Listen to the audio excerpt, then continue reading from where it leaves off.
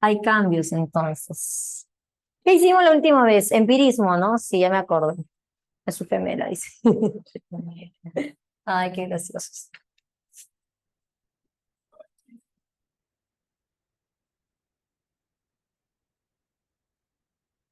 Filosofía.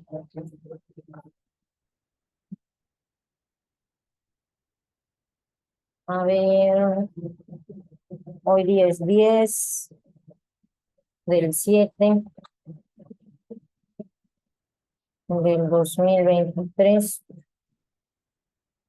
Ujú. Ya, entonces ilustración. Sí, por si acaso, la toalla suele estar húmeda por si la necesitan. Ya, gracias. Sí, pues es una reunión. Ya, listo, gracias. Ilustración. A ver, chicos. Hay chicos que vienen de otro salón. A ver, coméntenme. Los chicos que se han integrado vienen de otro salón. ¿Cómo estás? Luz Clarita. A los tiempos. ¿Eres la misma Luz Clarita de siempre o eres otra Luz Clarita? Luz Clarita. ¿Verdad? No, sí, la única dice Luz Clarita. Sí, yo iba a hacer mi TikTok este domingo, pero no sabía qué hacer. Ah, tienen que darme ideas de TikToks. ¿Qué ideas puedo hacer para mis TikToks? Claro, Luz Clarita, claro que me acuerdo de ti. Ah, ¿tú siempre estás? Ah, yo pensé que habías venido recién. Ah, hay chicos del presencial que se han puesto a virtual. Ah, de Diógenes puede ser, ¿no? Ya. Ah, chicos de presencial que se han puesto a virtual. Ah, ya. Pero alguien viene de otro virtual que ya existía.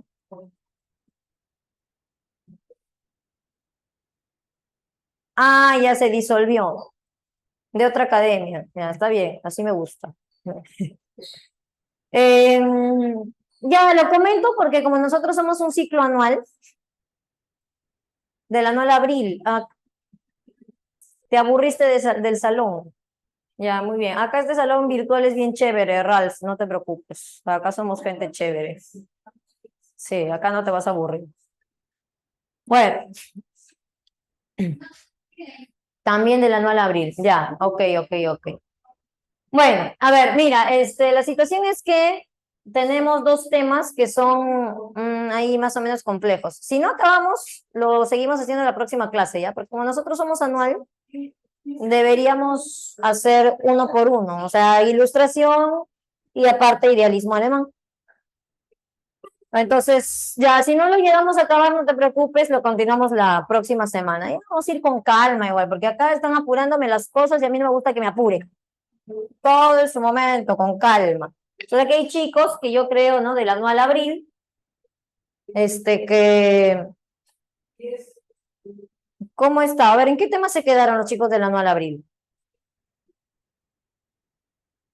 ¿En qué tema se quedaron los chicos del anual abril? ¿Cuál fue el último tema que hicieron? Hablen. ¿Igualito? O sea, lo último que hicieron fue empirismo. ¿Pero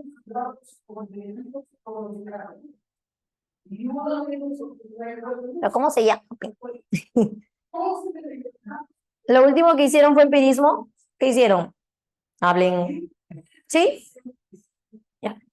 Bueno, ya igual chicos, ¿no? Entonces vamos a hacer ilustración, rapidín, y vamos a hablar un poco de este idealismo alemán y lo que falta, seguimos hablando la próxima semana, ¿eh? A ver chicos, veamos entonces, voy a cerrar la puerta porque me distraigo. Ya. A ver, chicos, la ilustración es la filosofía del siglo XVIII, ¿ya? Bueno, de hecho, la ilustración es todo un movimiento cultural que aparece en el siglo XVIII.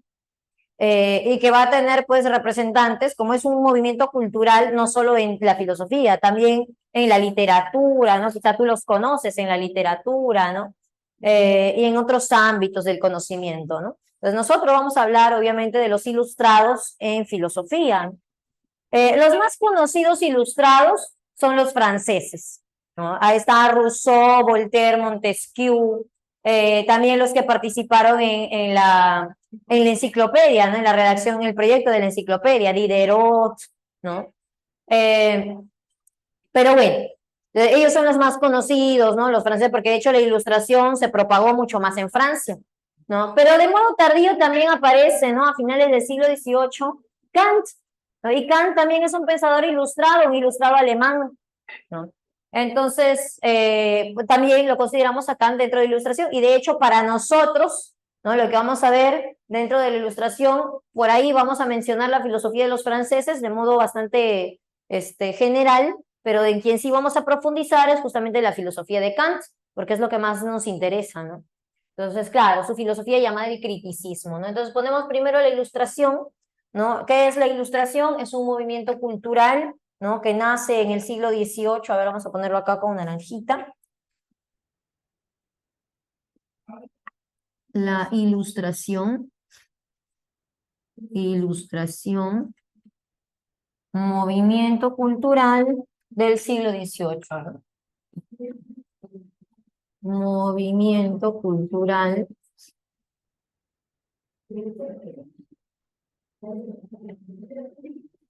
del siglo XVIII.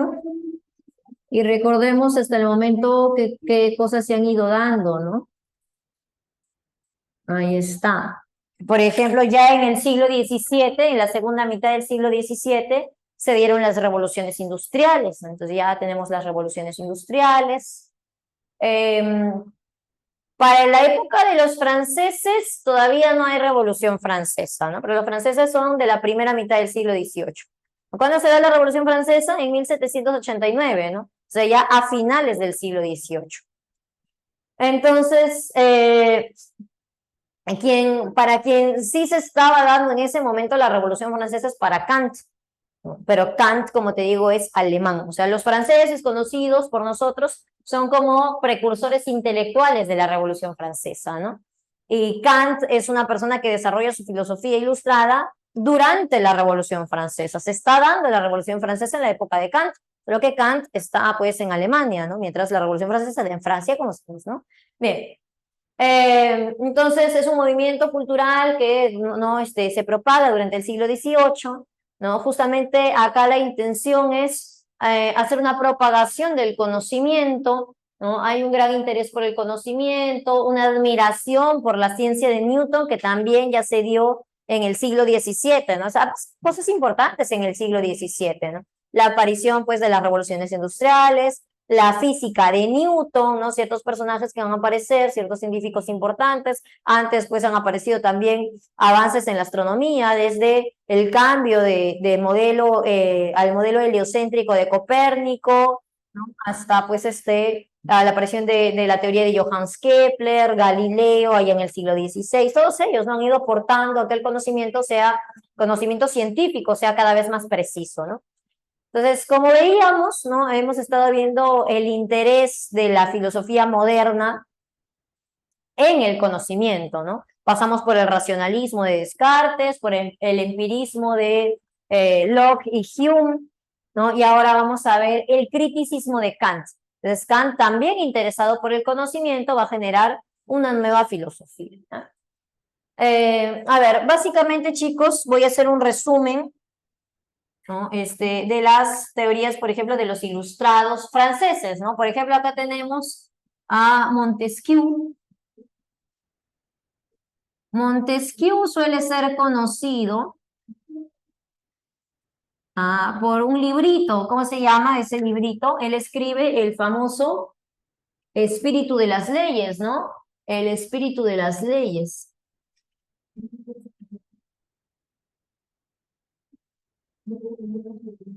De las leyes, ¿no? Entonces, la filosofía, creo, de todos los ilustrados, el más conocido es Montesquieu, ¿no? En temas políticos habla de la división de los poderes del Estado, los que conoces al día de hoy, ¿no? El poder ejecutivo, legislativo, judicial, eso, ¿no? Entonces, la división del Estado en poderes es lo que propone. División del Estado en poderes, del Estado en tres poderes, vamos a poner así, tres poderes. ¿Y qué más? Algo bien interesante, ¿no?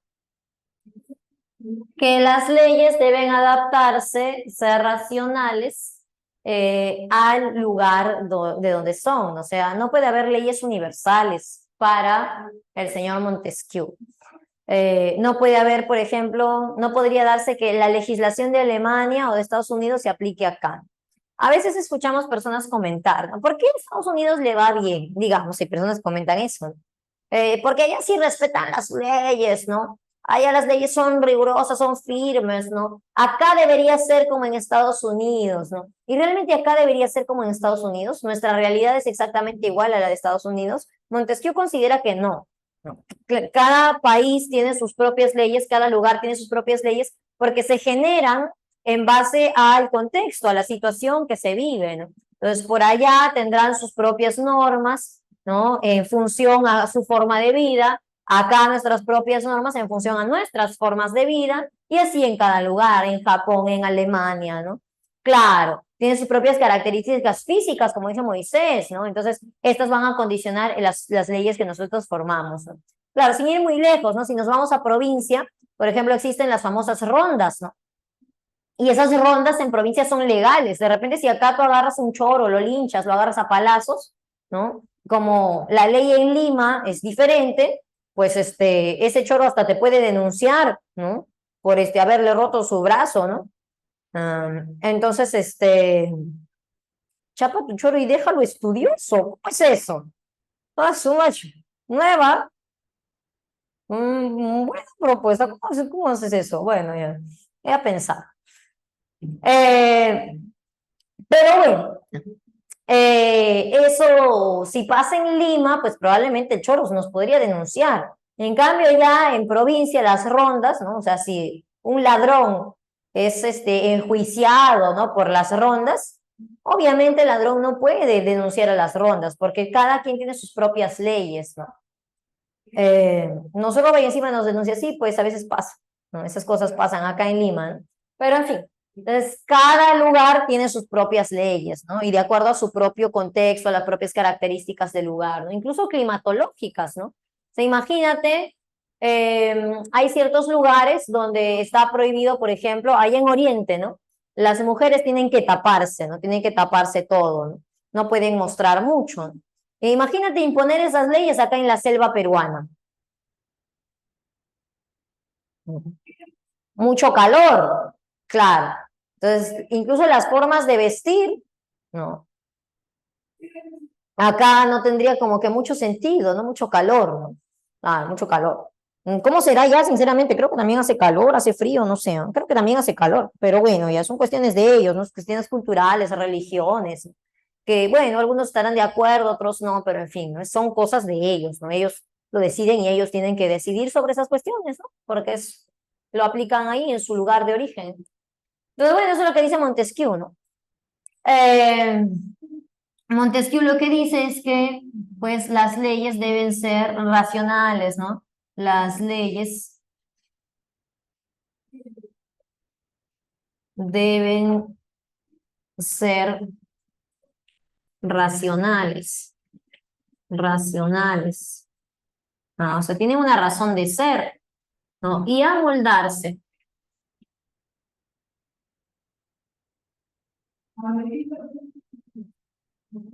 a las características de cada lugar.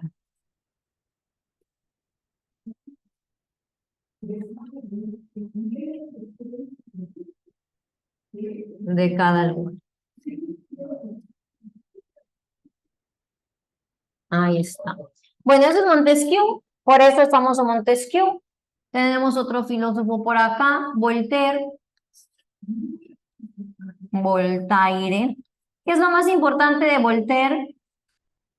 Voltaire se declaraba un defensor de la libertad, de la tolerancia, y por tanto se oponía a los discursos intolerantes, a los discursos, ¿qué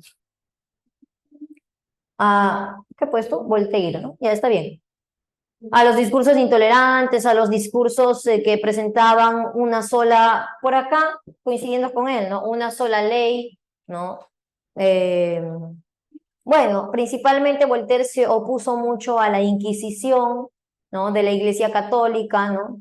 El hecho de querer imponer una sola religión, como él se considera justamente defensor de la libertad, entonces tú puedes tener la libertad de pensamiento, de religión, de credo, tú puedes tener la religión que tú consideres, lo que a ti te guste, ¿no? Libertad de pensamiento, ¿no? Y nadie debería, pues, perseguirte por tu forma de pensar. Se adjudica una frase bien chévere a Voltaire, ¿no? Él solía decir, no comparto tu opinión, pero daría mi vida porque tu voz sea escuchada, ¿no? Claro, o sea, aunque no esté de acuerdo con todo lo que tú piensas o dices, ¿no? En lo que sí voy a estar de acuerdo siempre es en que todos podamos expresar nuestra voz, ¿no? Tanto tú como yo, ¿no? Entonces, bueno, él se considera un defensor de la libertad y la tolerancia, ¿no? Defensor de la libertad y la tolerancia y la tolerancia, tolerancia, ¿no? Se opuso fuertemente a la Inquisición de la Iglesia Católica, ¿no? Se opuso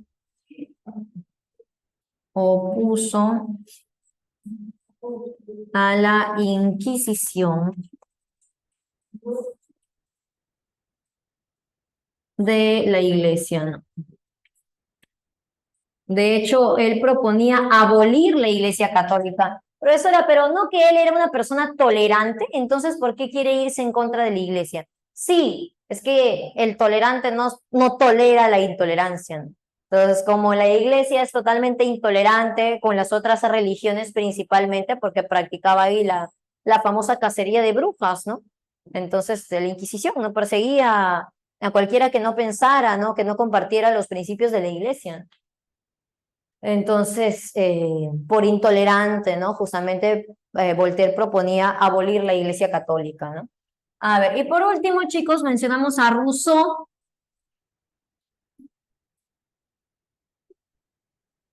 Rousseau, de estos tres chicos, de estos tres que son bastante conocidos, Rousseau acá es el apestado, Rousseau es el que le hacen bullying acá, ¿no? Ellos son, digamos, su filosofía difundida, conocida en la época, son parte de cierta élite de intelectuales. En cambio, acá Rousseau es el cochinito, el apestado, el contigo no nos juntamos. ¿Por qué? Porque ambos, ¿no? Incluidos otros, los intelectuales de la época, o sea, siguen una tendencia de hablar de cuestión de leyes, hablar pues de la cuestión de repente de la defensa de derechos y de libertades, ¿no? Y básicamente eso termina en una defensa de la propiedad privada, algo conveniente para el capitalismo que estaba pues desenvolviéndose, desarrollándose en la época, ¿no? En cambio, claro, Rousseau es más, si quieres, como dices, sentimentalista, pero más que eso, claro, de hecho, ¿no? Tiene su corazoncito, ¿no? Rousseau es más preocupado por temas sociales. A él no le interesa tanto defender la propiedad privada. Incluso llega a decir que la propiedad privada es el origen de la maldad en el hombre, en la humanidad, ¿no? Entonces se interesa mucho por esos términos, humanidad, por la sociedad, ¿no? Claro, eso del hombre es bueno y la sociedad lo corrompe, ¿no? Entonces, hace que Rousseau se convierta en un apestado para la época, mientras todos los intelectuales de la época eran defensores del capitalismo y de la propiedad privada, pues Rousseau se va en contra de la propiedad privada. Por eso muchos consideran a Rousseau como un socialista utópico, otros no, pero bueno, algunos consideran a Rousseau como un socialista utópico. Entonces, bueno, claro, ¿no? Muy bien, ¿no? Angeli menciona, ¿no? Debe haber una voluntad general, por eso Rousseau sí hace hincapié en la libertad, pero es una libertad como de verdad para él, si quieres, una libertad que podemos gozar todos, ¿no? Y que en esa libertad, o como le llamas, voluntad general, formemos un contrato social, un Estado que nos beneficie a todos, ¿no? Y un Estado que de cierta forma limite esas ganas de tener propiedad privada. Entonces, bueno, vamos a poner esta cuestión, ¿no? Para Rousseau, el hombre es bueno y la sociedad lo corrompe, ¿no? El hombre es bueno por naturaleza, propone Rousseau. Es bueno por naturaleza. Ahí está. Y la sociedad lo corrompe. Y la sociedad lo corrompe. Corrompe. El origen del mal para Rousseau es la propiedad privada. Vamos a poner también. El origen del mal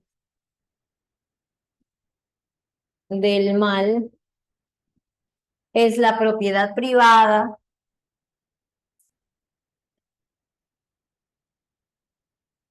Y pues como ya en la actualidad las personas tenemos maldad y egoísmo, entonces lo que hay que hacer es fundar un contrato social, propiedad privada.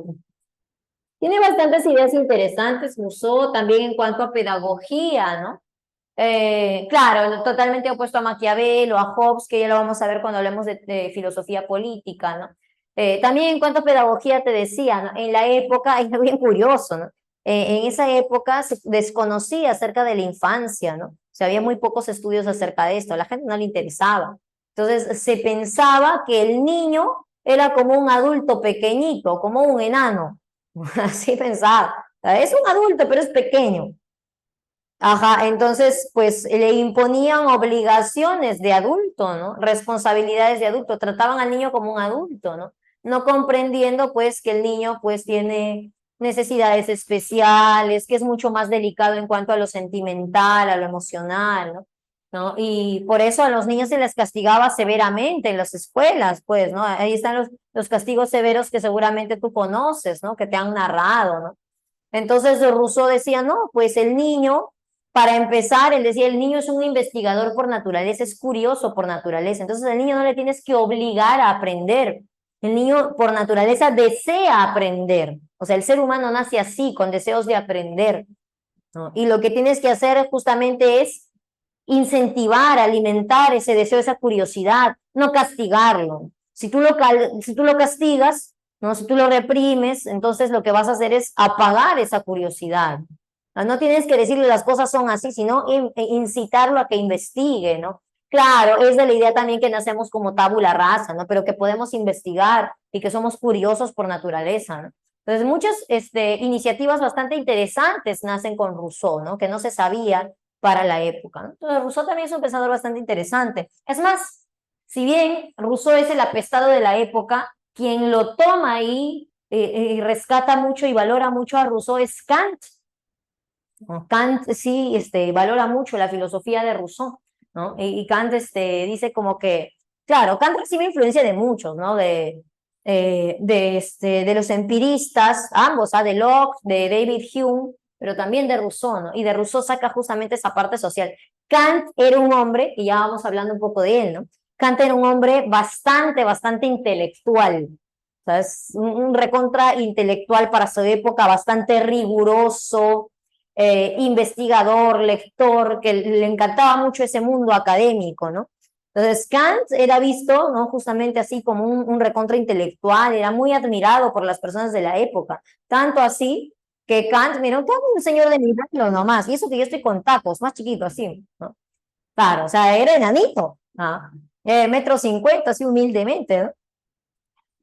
Pero Kant paraba, lo dice que lo paraban persiguiendo.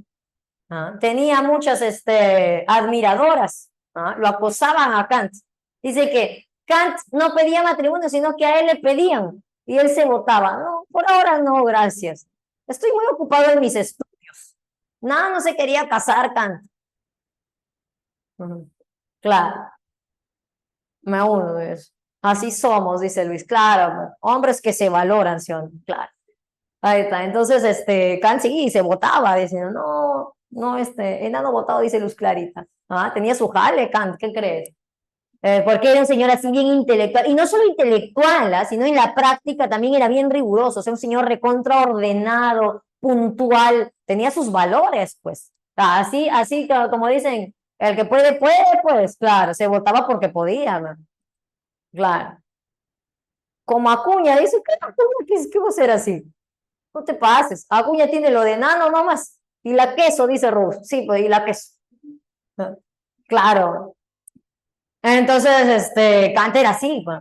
Kant dice que para su barrio era como el reloj. En el barrio de Kant nadie tenía reloj, porque Kant era el reloj. Me voy a preguntar, hijito, ¿qué hora es? No sé, mamá, voy a ver qué está haciendo el señor Kant. Miraba por la ventana Kant, ¿no?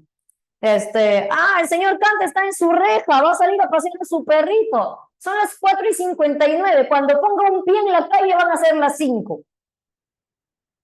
Así sí, así bien riguroso era con la hora, y para comprar el pan, para todo, exacto era Kant, sí. Y también, digamos, con sus valores, ¿no? O sea, también él sigue, digamos, practica lo que él predicaba en cuanto a su filosofía moral. Entonces, sí, Kant era así, bastante, una persona muy admirable realmente, ¿no? No solo en el ámbito intelectual, sino también en su forma de ser, de actuar, una persona muy respetuosa, que da gusto, pues, acercarte a él y conocerlo, ¿no? Entonces, bueno, así era Kant, ¿no? Entonces, Kant, como era así tan intelectual, tan riguroso, a veces pasa con esas personas que son así tan, intelectualonas, que todo lo dejan en el ámbito del conocimiento, ¿no? O sea, saben mucho, pero no lo aplican. Y como que se llenan, son teóricos, pero no aplican a su vida, ¿no? Entonces, Kant dice que justamente eso lo aprendió de Rousseau, la parte más social, la parte de al final aplicar el conocimiento. O sea, ¿de qué te sirve conocer si no lo aplicas, ¿no? Y Kant dice que eso lo aprendió de Rousseau, ¿no? A no ser tan teórico. O sea, está bien conocer mucha teoría, pero también para aplicarlo, para que eso nos sirva para hacer de este mundo un mundo mejor, para aplicarlo a la sociedad, para ayudar a las personas. Entonces, Kant dice que eso lo aprendió de Rousseau. En chévere. Bueno, entonces, justamente quien vamos a poner ahora es a Kant, ¿no? Y de Kant, pues su teoría, su filosofía se llama el criticismo, ¿no? Entonces vamos a plantear ahora, dentro de la Ilustración, el criticismo de Immanuel Kant. Vamos a poner por acá el criticismo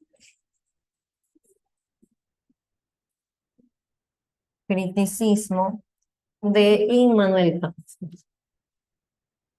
Immanuel Kant. Ya sabemos, Kant es alemán, de un pueblo llamado Königsberg, que en la actualidad no pertenece a Alemania, pero bueno, en esa época podríamos decir que pertenecía. Lo que pasa es que Alemania recién empezó a unificarse a principios del siglo XX. O sea, Alemania hasta el siglo XIX estaba toda desunificada. Para Hegel también, ¿no? Hegel también es un alemán, Hegel que es el idealismo alemán, ¿no? Hegel también vivió en una Alemania desunificada, ¿no? Y justamente Hegel tenía la esperanza de que Napoleón, que estaba para su época, ¿no? Invadiera Alemania para que la unifique, ¿no? Hegel es de esas personas que piensan que necesita venir una especie de dictador para arreglar las cosas, ¿no? Pero bueno, entonces estamos en Kant todavía, ¿no? Con su filosofía llamada el criticismo, ¿no? Ahí está, ¿no? Bueno, las están soltando ahí las frases de Kant. Bueno, sí, Kant es un filósofo muy interesante dentro de todo. Entonces, bueno, lo primero, como hemos estado avanzando, chicos, hemos estado avanzando cuestiones acerca del conocimiento y vamos a seguir por ese rumbo, ¿no? Es lo que nos interesa a nosotros acerca del conocimiento. Entonces, acerca del conocimiento, la nociología, ¿qué dice Kant? Kant hace una síntesis entre el racionalismo y el empirismo. Entonces empezamos por acá. Kant sintetiza racionalismo y empirismo, ¿no? Entonces el criticismo es eso, es una síntesis de racionalismo y empirismo, la suma de los dos. Racionalismo y empirismo. Empirismo. O sea, para Kant, los seres humanos conocemos por medio de la razón y también por medio de la experiencia. Voy a tratar de arreglar esto para, no sé cómo se hace esto, la verdad, pero voy a tratar para que esté más abajo. Ay, no, ¿qué hice? Espérate, estoy moviendo. Ay, como yo soy enana y yo escribo abajo. Y ya volvimos. por acá. Suavecito. Ya, vamos a ajustar acá. Entonces, acá no es. Yo quiero bajarlo para que. ¿Qué cosa? No, no que. Sí se ve bien, ¿no? O se ve borroso. Ah, sí. Rayos. A ver, otra vez. Ahí está. Ah, tenme fe, tenme fe. Tenme fe. Ahorita lo vamos a bajar. A ver. No, no se puede. Ya se pudo. ¿Ves? Ah, no tienes fe. Para que veas abajo, pues. Claro. Arriba, como no lo usamos, incluso creo que un poquito más abajo. A ver. Uy. A ver, a ver. Un poquito más y ahí está. Ahora sí. ¿Por qué eso así? Ya está, ¿ves? Listo. Ahora sí se ve la parte de abajo. Ya. Soy toda una técnica industrial. Ya. Ingeniera de cámaras. Ya, listo. Bueno, chicos, ahora sí. Entonces, Kant es una síntesis entre racionalismo y empirismo. Vamos a plantear el aspecto principal de la filosofía de Kant. ¿Cuál es el punto de partida? El punto de partida es una cuestión que se llama el giro copernicano. ¿En qué consiste el giro copernicano? Hacer un cambio, ¿no? Un giro es un cambio. A ver, vamos a plantear entonces por acá el giro copernicano. Vamos a poner acá. El giro copernicano. Ese es lo principal de la filosofía de Kant. Giro copernicano. ¿Tú te acuerdas de Copérnico, sí o no? Copernicano. ¿Qué hizo Copérnico, ah? ¿Qué hizo Copérnico, chicos? ¿Mm? ¿Por qué es conocido Copérnico? Por la teoría del heliocentrismo, ¿sí o no? O sea, Copérnico lo que hizo fue cambiar de sitio el Sol y la Tierra. Un cambio muy pequeño realmente, ¿no? Pero con gran significación. Por eso, esto que hace Kant se llama giro copernicano, ¿no? Porque es igual que lo que hizo Copérnico. Es un cambio pequeño, pero con una gran significación, ¿ya? Entonces, por eso se llama un cambio muy pequeñito. Profesora, ¿y cambio pequeño con respecto a qué? O sea, ¿qué es lo que está cambiando? Ah, lo que está cambiando es la concepción del conocimiento que se tenía de los empiristas. Entonces, claro, por acá tenemos el planteamiento, vamos a plantear igual que estábamos planteando la semana pasada para el empirista, ¿no? Ah, entonces poníamos el dibujito, ¿no? Acá estás tú, ahí estás tú, ¿no? Con tus patitas, ahí estás. Observas un objeto, decíamos, ¿no? Y dibujábamos por acá esta manzanita. Ahí está. Bien, bien, bien, bien. Listo. Entonces, claro, él es el sujeto, observa un objeto y en su mente aparece una representación del objeto, ¿no? Así decían los empiristas. Hasta el momento todo está igual, ¿no? Ay, bueno, esta manzana está rara. Acá está su hojita, su palillo. Está. Bien, ahora, ¿qué decía el empirista, por ejemplo, Locke? ¿Qué decía John Locke? John Locke decía que las ideas que están en la cabecita son de cierta forma, ¿no? Una recepción pasiva de las características, ¿no? Claro, de hecho, todo proviene de los sentidos, ¿no? Claro, mis sentidos entonces recepcionan este objeto, recepcionan sus características y esas características se plasman, ¿no? En mi cabecita, ¿no? Entonces, prácticamente, ¿qué sería la idea que está en mi cabeza? La idea sería una representación exacta de lo que es el objeto, una especie de reflejo, si quieres, ¿no? Ya, Kant no está de acuerdo con eso. Entonces, ¿cuál va a ser el pequeño cambio que va a hacer Kant? Ya, esta es la idea. ¿Qué dice Kant? El empirista decía, a ver, nosotros entramos en experiencia con el objeto, ¿no? Acá está, el contacto con el objeto es la experiencia. Pucha, no se ve, tengo que bajar más la cámara. El contacto con el objeto es la experiencia. A ver, vamos a bajarlo un poquito más.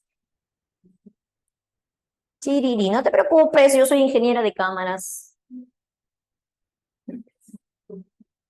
Ay, ya no se puede. Ay, lo ajusté mucho, soy muy fuerte. Ah, ya se pudo. Bien. A ver, vamos a bajarlo un poquito nomás. Ahí está, ahí está, ahí está, ahí está, ahí está. Un poquito más, un poquito más. Un poquito más.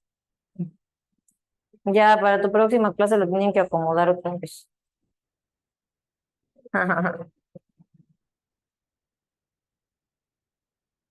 Ya está, ¿qué estás diciendo? ¿Ah? Listo, ya está. Muy bien. ¿Se ve nítido? ¿Se ve nítido? Sí, ¿no? Listo. Ahí está. Ahora sí. Entonces, nosotros entramos en experiencia con el objeto, ¿no? Y gracias a ello, para el empirista, este objeto de cierta forma como que se plasmara en nuestra mente. Ahora, ¿qué dice Kant? No es que este objeto se plasme en nuestra mente. ¿Entramos con experiencia, en experiencia con el objeto? Sí. Pero justamente gracias a esa experiencia, cuando vamos a, de cierta forma, plasmar esa idea, ¿no? O sea, cuando producto de esa experiencia, ¿no? Lo que sería un proceso de sensación, percepción, se va a plasmar en nuestra cabeza una especie de percepto, el objeto pasa por aquí, pasa por acá, por algo que tenemos nosotros, una capacidad. ¿Qué capacidad tenemos nosotros? La razón. Entonces pasa por nuestra razón. Acá está la razón. Ahí está tu cabezota, ¿no? Pasa por acá. De tal manera que al pasar por la razón, que es algo con lo cual nosotros nacemos, tiene ciertas capacidades, ciertas cualidades, si tú quieres, ¿no? Entonces, esa razón con sus capacidades va a empezar a construir el conocimiento, ¿no? Construir esto, ¿no? Construir la imagen que se va a plasmar acá. Entonces, esta imagen que se plasma en mi cabeza no es la copia exacta de esto, es más bien influenciado por esto, sí, es la recepción empírica de esto, pero ya alterado, organizado, construido, agregado algo por mi razón. Entonces, para Kant, otra vez decimos, la razón tiene principios, o le llama también facultades, o le llama características, como quieras llamarlo. Nuestra capacidad racional tiene eso, tiene cualidades, capacidades, principios, ¿no? Por ejemplo, Kant tiene una lista de principios de la razón. Por ejemplo, el espacio y el tiempo.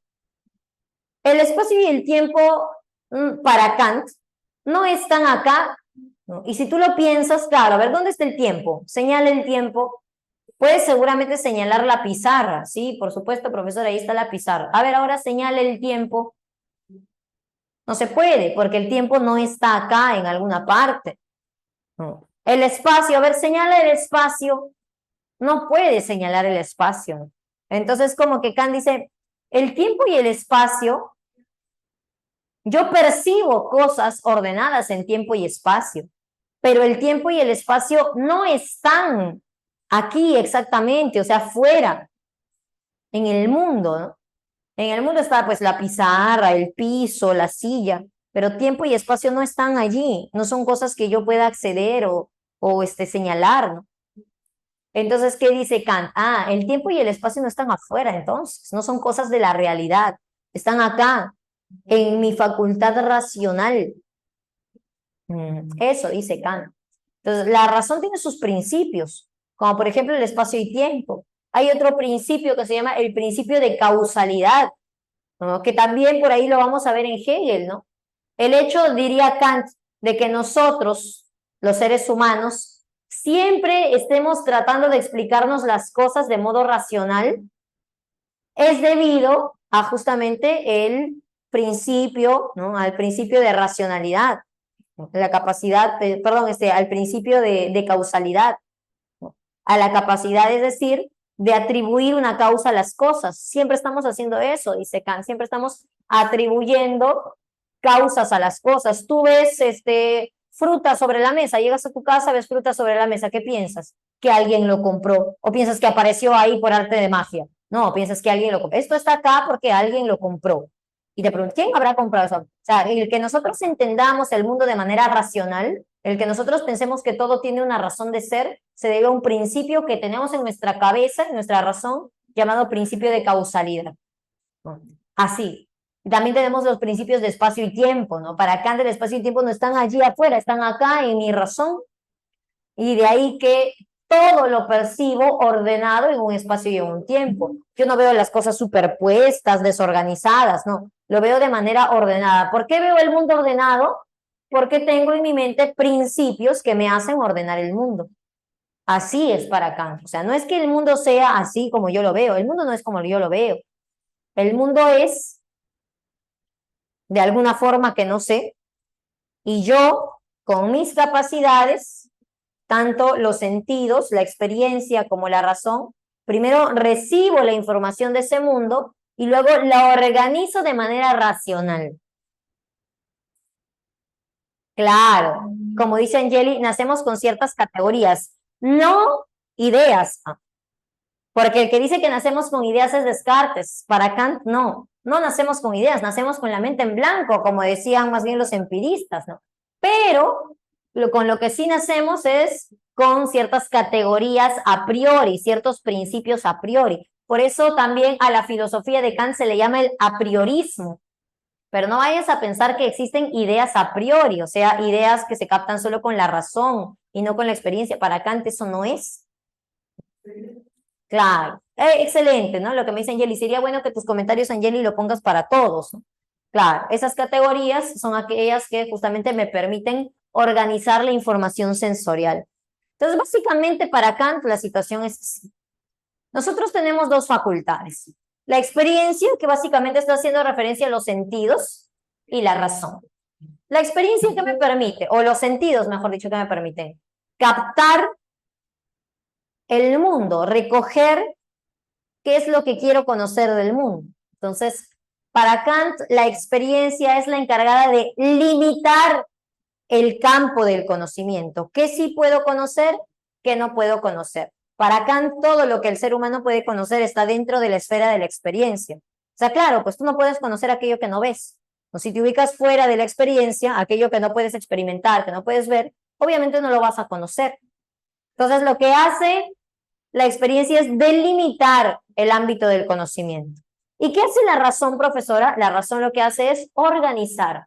Dentro de este campo que ya delimitó la experiencia, dentro de este campo, ahí actúa la razón para ordenar esa experiencia, para organizar esa experiencia, para darle un sentido lógico.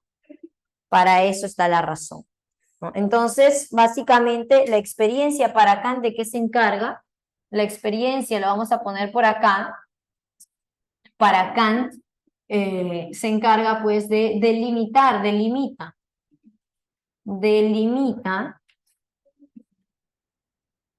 el campo del conocimiento.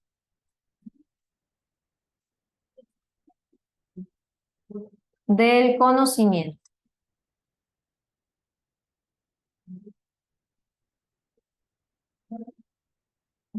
Y lo que hace la razón es organizar aquello que hemos conocido por medio de la experiencia. Entonces, esta organiza ¿no? Organiza el conocimiento, ¿no? Que es la información que entró por los sentidos. Organiza el conocimiento.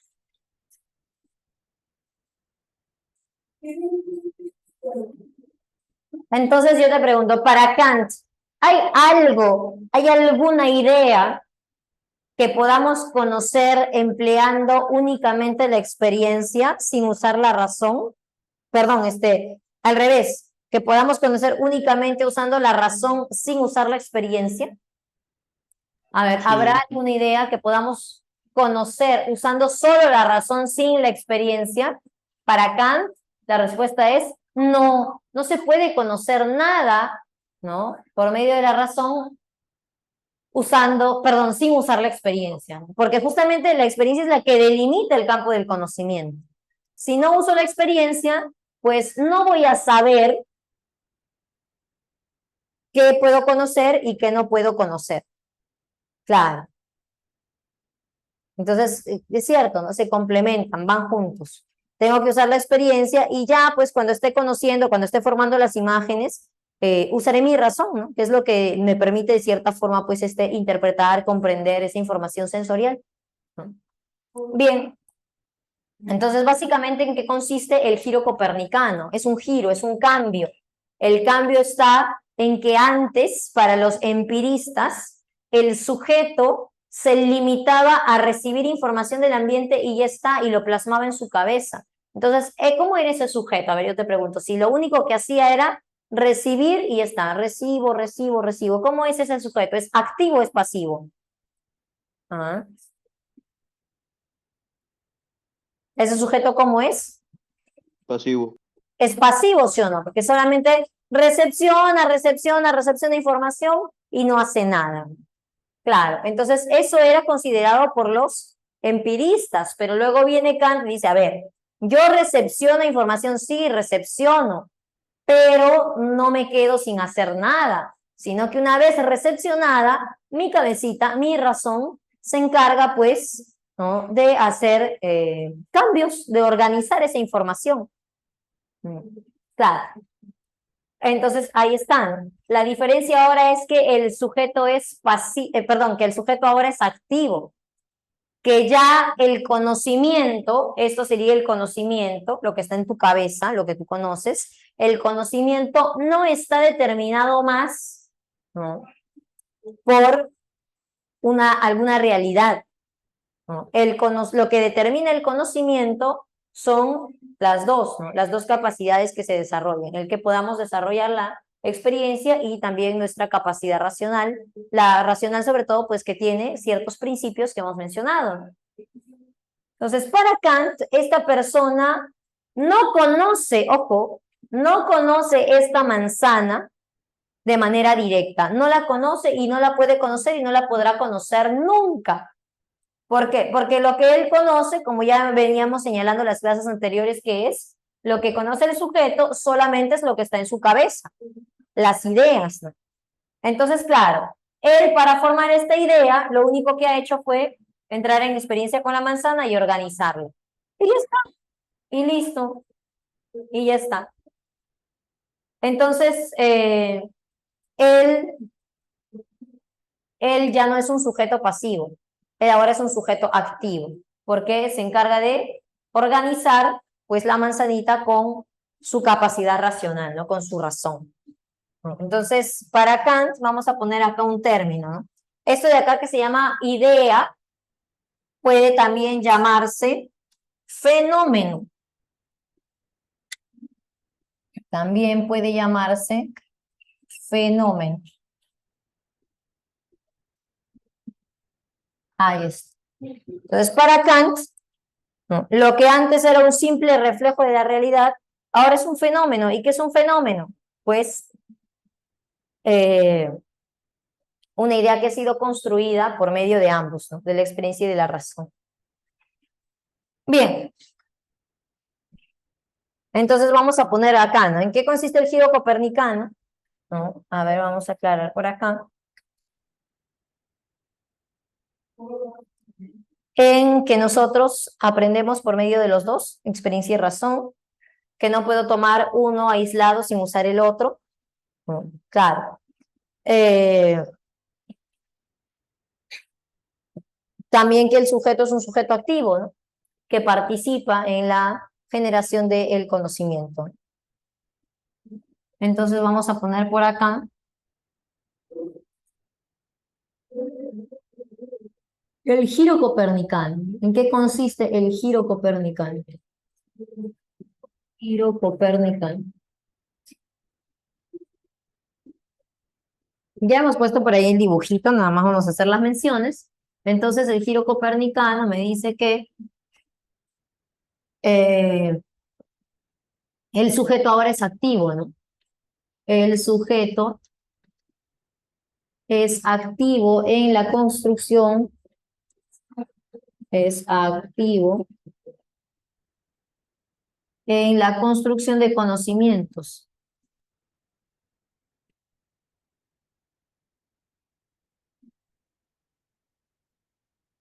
De conocimientos.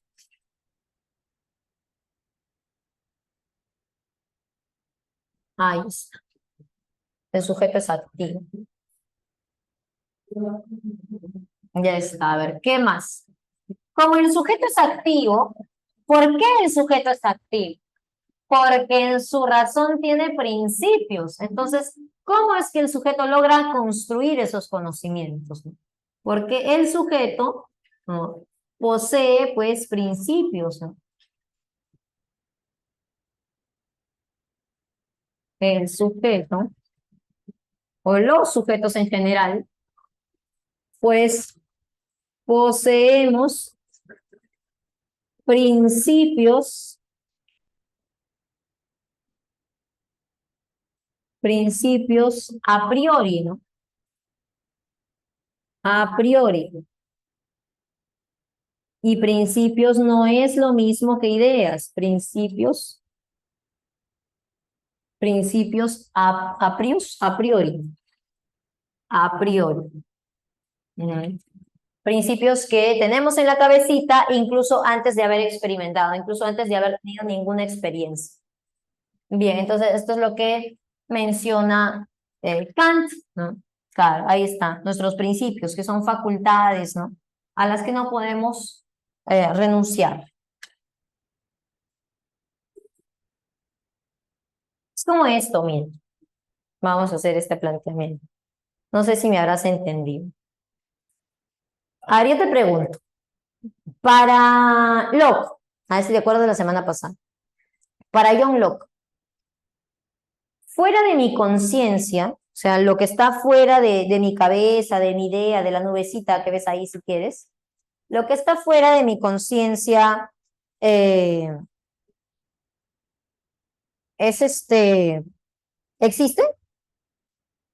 ¿Existe lo que está fuera de mi conciencia, fuera de la nube? ¿Mm? ¿Existe o no? Ah, para Locke sí existe. Para Locke sí existe. ¿Qué dice Locke? Eh, yo conozco solo lo que está en mi cabeza, en mi nubecita, ya si quieres. Yo conozco solo lo que está allí. No conozco la realidad. Pero dice Locke, yo sé que ahí hay una realidad. Claro, yo sé que ahí hay una realidad. ¿Por qué? Porque si no hubiera ahí afuera de mi conciencia una realidad, ¿con qué entraría yo en experiencia? ¿Y qué es lo que haría, pues, que, que yo, pues, organice la razón y tenga conocimientos, ¿no? Claro, entonces debe haber algo ahí con lo cual yo tengo experiencia, ¿no? Claro. Entonces, eso dice Locke, por eso para Locke sí hay cosas ahí afuera, ¿no? ¿Qué decía, eh, ¿qué decía David Hume? Mm. David Hume que decía que más bien de manera al menos de manera innata, pues no tenemos nada, ¿no? Entonces, ¿qué plantea Hume? ¿Puedo conocer la realidad de ahí afuera? Para empezar, ¿existe ahí afuera una realidad? ¿Y qué dice Hume? Pues no lo sé. No lo sé, dice. No dice no, dice no lo sé. ¿Y por qué no lo sabes, Hume? Vuelvo a lo que decía Locke, que yo solo puedo conocer lo que está en mi cabeza. Y como yo solo puedo conocer lo que está en mi cabeza, entonces no puedo conocer lo que está fuera de ella. Entonces, si hay un mundo real ahí afuera, no lo sé. No tengo la menor idea. Al final, todo lo que yo conozco en mi cabeza son percepciones, dice Hume. Y por último, pues, vendría Kant. Y le preguntamos a Kant, oye, Kant, ¿hay un mundo allá afuera? ¿Ah? ¿Hay un mundo allá afuera? Y Kant que dice, sí, sí, sí, sí, yo coincido con los racionalistas en que hay un mundo allá afuera. Yo soy una persona bastante optimista. Kant, ¿y si hay un mundo allá afuera? ¿Por qué no podemos conocerlo tal cual es? ¿No? Porque eso dice Kant, ¿no? Hay un mundo allá afuera, pero no puedo conocerlo tal cual es. Entonces, Kant, ¿por qué no puedo conocer el mundo exterior tal cual es, así a la vez? Porque no podemos acceder a él. Recuerda que al mundo exterior accedemos por medio de la experiencia y la razón juntas. Entonces, de repente tú observas el objeto y quieres que el objeto ingrese tal cual a tu cabeza. Pues lo más probable es que tendrías que retirarla de la razón. Chao, razón. Claro. Entonces, es imposible, pues. ¿Cómo te vas a desprender tú de tu razón? O sea, Kant dice, querer conocer sin usar la razón es como querer arrancármela, ¿no? Como querer ir más allá de mi propia sombra, ¿no? Claro. Entonces, es algo con lo que hemos nacido. Entonces, no podemos conocer sin usar la razón. Entonces, ahí está. Siempre la vamos a usar porque ahí está, no podemos renunciar a ella, ¿no? Siempre vamos a tener esos principios que nos permiten organizar el conocimiento, ¿no? Bueno, entonces ya está. Es como de repente un celular. Te pongo este ejemplo. Yo tengo un celular que supuestamente porque, no sé, a veces no lo noto, pero supuestamente su cámara es de 64 megapíxeles. Una cámara poderosa. Y antes, recién lo he cambiado. Antes tenía otro celular que su cámara era de 13 megapíxeles. O sea, hemos avanzado. Bueno, sí, de 13 era, de 13 megapíxeles. Ala, por sí, porque la de delante era de 5. Ya, entonces tenía otro celular que la cámara pues era de 13 megapíxeles. Bueno, se supone que esta toma mejores fotos. Bueno, ahora sí se ve. Cuando hay luz, sí se nota mucho la diferencia porque logra una gran nitidez. Ya. Entonces, dime yo te hago una pregunta, ¿no? Mucho de cámaras de sistemas operativos tampoco sé. Pero digamos, para ser bastante simple la situación. Si este celular tiene una cámara de 64 megapíxeles, entonces las fotos que yo tome con este celular, ¿de cuánta resolución será? Si su cámara es de 64 megapíxeles, entonces ¿cuál será la resolución de las fotos? Una resolución alta, ya, digamos que la resolución es de 64 megapíxeles. Ya, si no es así, no sé, pero bueno, digamos que sí, es así. Pues claro, pues si su cámara es de 64 megapíxeles, entonces sus fotos deben ser de esa resolución, pues de 64 megapíxeles. ¿Podré yo con mi cámara de 64 megapíxeles tomar una foto en resolución, no sé, de 100 megapíxeles? No, pues jamás, porque mi cámara no tiene esa capacidad. Entonces estamos hablando de capacidades. Esa es una capacidad, claro, ni con hack, ¿no? De menos, no sé si tenga la opción de bajarle la capacidad, pero si es que no lo tiene, tampoco, ¿no? O sea, algunas cámaras lo tienen, ¿no? Como que bajar su capacidad, pero hay cámaras que no. Entonces, digamos que mi cámara solo puede tomar fotos en 64 megapíxeles, porque no me da la opción de bajarlo, ¿no? Entonces, claro, siempre se va a quedar ahí en esa resolución, no le puedo bajar. Entonces, claro, es como que no le puedo quitar a mi cámara la capacidad de tomar fotos en 64 megapíxeles. No sé, tendría que romperle la cámara ya. Claro, a ti si tú te quieres quitar la capacidad de razonar, rómpete tu cabeza también, pues. O sea, no se puede. No se puede. Entonces, es una capacidad con la que viene mi celular, igualito. Tú cuando naces vienes con la capacidad de razonar. Y esa razón viene con principios, ¿no? Principios a priori como el espacio y el tiempo, como la causalidad. Y no podemos renunciar a ellos. Pues claro, si quieres malograr tu razón, pues rómpete tu cabecita, ¿no? Y ya creo que dejarías de vivir, ¿no? Pero bueno. Entonces, claro, ¿no? Igualito, es como que no puedo conocer el mundo más allá de mi razón. Igualito, la cámara no puede tomar fotos más allá de sus capacidades. Entonces, claro, mi celular antiguito tomaba fotos en 13 megapíxeles, ¿no? Entonces, yo te pregunto, a ver, si si este celular toma fotos en 64 y mi celular antiguo en 13, obviamente las resoluciones de las fotos son diferentes. Incluso la configuración de la iluminación, todo ello, ¿no? Entonces, yo tomo, imagínate, yo tomo foto a la pizarra, ¿no? Para mandarte de repente, ¿no? Tomo foto a la pizarra con mi cámara actual, con mi celular actual y con el celular antiguo. Y voy a obtener dos fotos que en resolución son distintas. La pregunta sería, ¿alguno de los dos refleja la realidad tal como es? ¿Alguno de los dos celulares es capaz de reflejar la realidad tal como es, de manera exacta y fiel? No, claro. ¿Y por qué no? Porque cada uno refleja la realidad bajo sus propias condiciones, bajo sus propias cualidades y capacidades, capacidades de las cuales no pueden desprenderse. Igualito pasa con nosotros. Los seres humanos, al nacer con la facultad de la razón y no poder desprendernos de ella, pues no podemos representarnos en nuestra mente la realidad tal como es.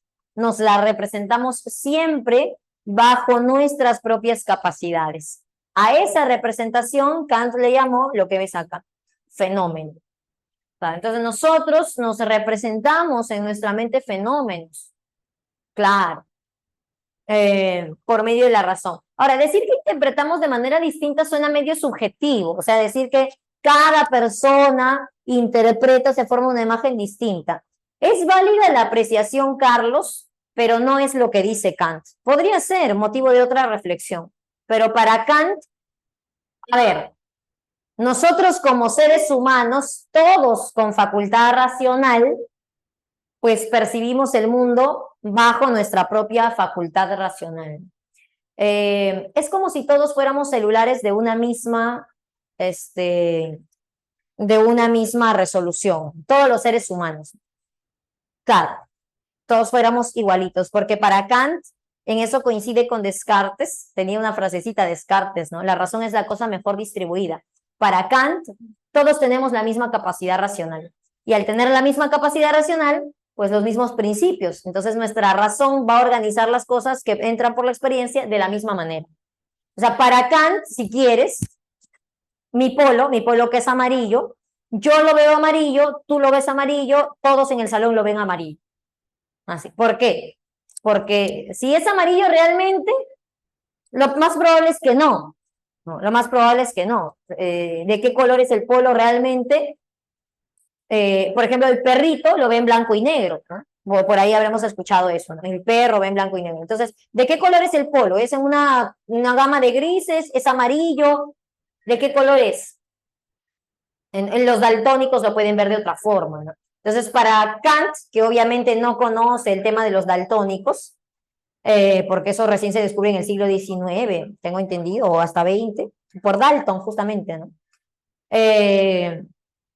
Bueno, para Kant todos los seres humanos vemos esto del mismo color. Ahora, que realmente sea de ese color, no lo podemos saber. Claro, y hoy justamente la física, ¿no? Nos enseña que al final los colores son refracciones de luz, ¿no? O sea, la luz que se refleja, ¿no? En las cosas y rebota en nuestro ojito, ¿no? Y que de cierta forma nuestras células, que son los conos y bastones, lo interpretan de una manera, ¿no? Que no necesariamente es que así sean las cosas, ¿no? Claro, entonces para Kant no podemos conocer las cosas tal como son. ¿Cómo es realmente el polo? ¿De qué color es? ¿Si tiene color o no? No lo sabemos.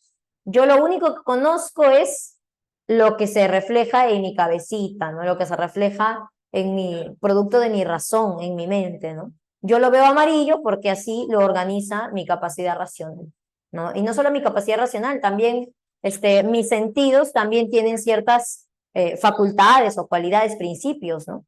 Entonces, para Kant, tanto las sensaciones como la racionalidad tienen principios que organizan ese conocimiento, ¿no? Entonces, bueno, básicamente es eso, ¿no? Entonces la pregunta, a ver, yo te pregunto, para Kant, ¿cada persona ve el mundo de distinta forma? ¿Cada persona ve el mundo de distinta forma para Kant? A ver, pregunta, a ver si has entendido. No, todos lo vemos igualito. Lo que sí hay diferencia es cómo lo ven los animales, por ejemplo. Claro, el perrito lo ve distinto, ¿no? De ahí la reflexión. Si los humanos vemos de una forma y el perrito lo ve de otra forma, ¿quién representa el mundo tal como es? ¿Quién conoce el mundo tal como es? ¿Alguno de los dos?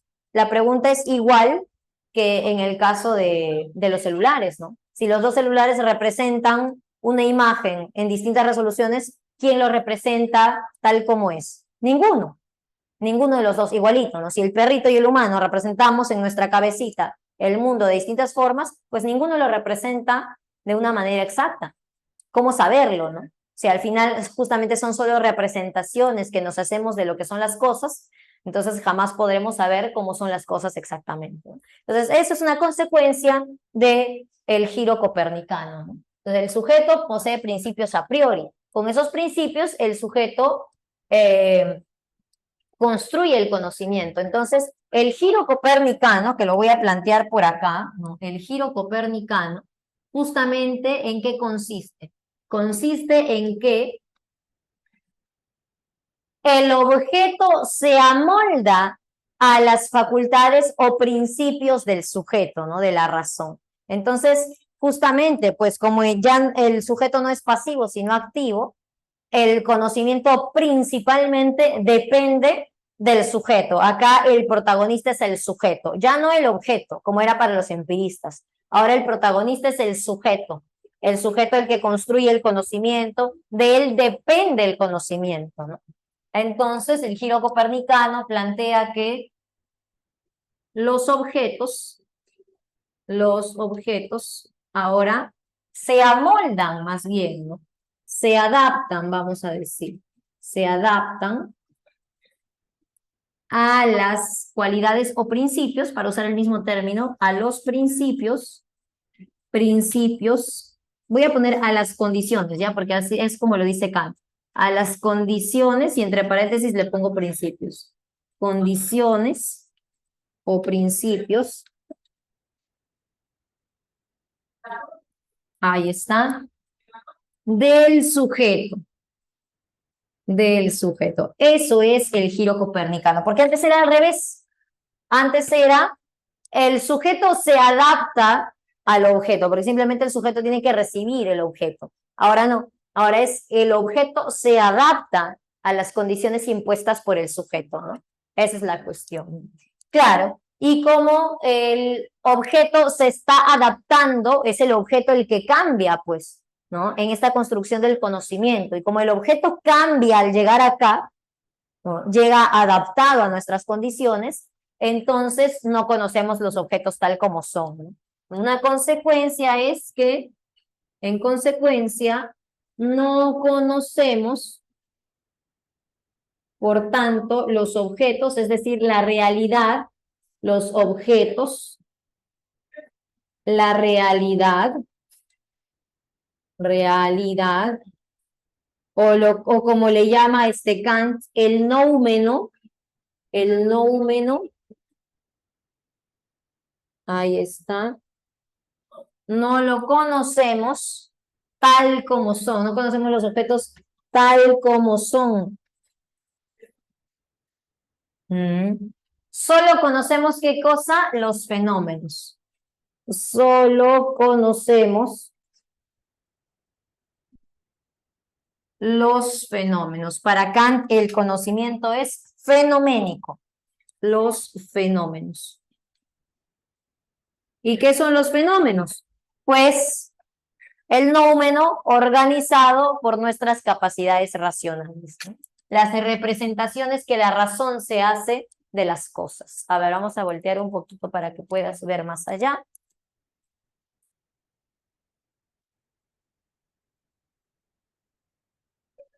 Ahora sí. Ya está. Sí está bien. Bien, entonces eso es lo que plantea Kant, ya chicos. Ahora, eso es en cuanto al ámbito del conocimiento. En cuanto al ámbito de la moral, Kant también tiene ciertas propuestas, ¿no? Entonces vamos a plantear a continuación la ética kantiana, ¿no? La ética de Kant es una ética llamada ética deontológica, una ética que se orienta al deber, a lo correcto, así como era Kant, ¿no? Bueno, entonces vamos a plantear su ética. La ética de Kant se llama la ética deontológica. Algo que vamos a volver a mencionar cuando estemos hablando del tema ética. Vamos a recopilar todas las propuestas éticas, ¿no? ¿Qué debo hacer? Se pregunta acá una compañera, bien, ¿quién ha preguntado? Angeli, ¿no? Pregunta, ¿qué debo hacer? Sí, Kant se pregunta qué debo hacer, pero no solo eso, ¿eh? O sea, no solo qué debo hacer en cada caso concreto, sino de modo general quiere plantear un principio de qué es bueno y qué es malo. Quiere responder a la pregunta, ¿qué es el bien? O sea, no solo el qué debo hacer, que también lo quiere responder. Es posible responder qué debo hacer como consecuencia de plantear qué es el bien, porque ¿qué debo hacer? Bueno, debo hacer el bien. ¿Cómo hago para hacer el bien? Primero defino, ¿no? ¿Qué es el bien? Entonces, por acá, nos vamos a plantear. Kant quiere definir qué es el bien. Entonces, el bien es justamente el cumplimiento del deber. Ya, recuerda, deonto significa deber. Vamos a ponerlo por acá. Yo lo pongo por acá. Deonto, este término, significa deber. Significa deber. Entonces, es una ética orientada a cumplir con nuestro deber. Pero no un deber obligatorio, ¿no? No algo de que debes cumplir las leyes, ¿no? Un deber moral. O sea, lo que te dicta, hoy diríamos lo que te dicta tu corazón, pero Kant dice lo que te dicta tu razón, ¿no? Claro. Entonces, ¿qué debo hacer? Pues debo hacer lo que me dicte la razón. ¿Y qué me dicta la razón? Ajá, acá viene la cosa, ¿no? Entonces, para Kant, el bien es seguir con aquello que me dicta la razón. Entonces, por acá planteamos, ¿no? El bien es seguir